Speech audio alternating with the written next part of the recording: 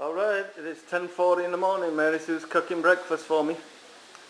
And there's the two dogs, they've just had their breakfast. The reason I'm doing this movie is because we're supposed to get some snow tonight.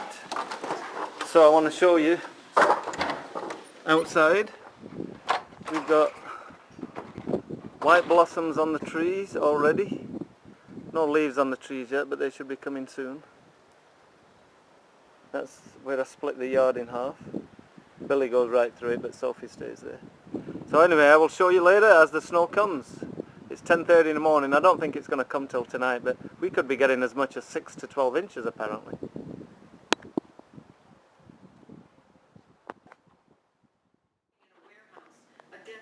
What are you doing, you two?